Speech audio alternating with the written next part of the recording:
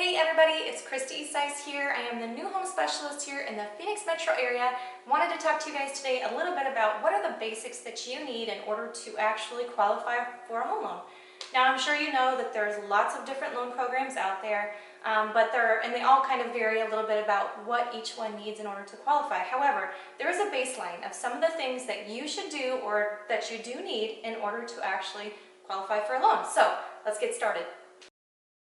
All right, item number one, credit. Of course, everybody needs credit in order to actually qualify for a home loan.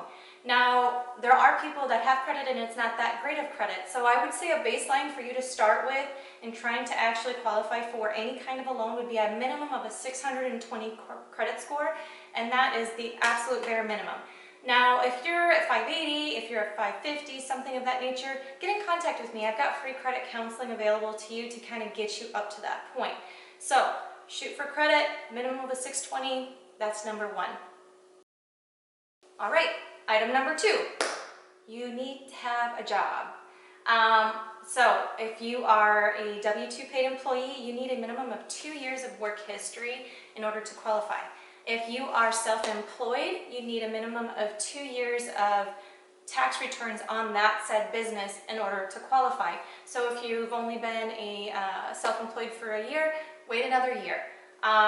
If you are close to that second year of tax filings, get in touch with me. I have an amazing lender that can actually go through all of your tax documents before you actually file to make sure it's benefiting you the absolute best way possible if you plan to buy a home in the next coming year. So, number two, job or tax return of a private-owned business for 2 years.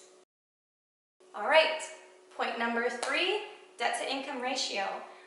So your debt-to-income ratio basically is the difference between how much money you bring into your household and how many debts and things that you spend every month on residual bills. So I would shoot for a maximum of 40 to 45% on your debt-to-income ratio, just as a good base in order to actually qualify for a home loan. Some of those better loan programs and things that you can get qualified for, you should really shoot for under 45%. So I know it's kind of tricky with that, but if you need some help, get in touch with me again. I can get you guys set up. So, number three, debt to income ratio under 40 to 45% if possible. Okay, brings me to my final tip here of how to qualify for a home loan. Number four, obviously to qualify for most loan programs, you need a minimum of 3 to 3.5% down of the purchase price. So if you're looking at a $200,000 home, you're going to want to save about $7,000 for a down payment. Now, obviously, there are some zero down programs available. However, those loan programs typically are a little bit higher in an interest rate, not a ton, but if you're looking for the lowest possible payment, bringing in your own down payment is definitely most advantageous for you.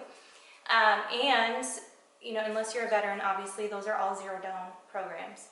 So yes, save anywhere from 3 to 3.5% minimum for a down payment. And of course with that, there's always closing costs, right?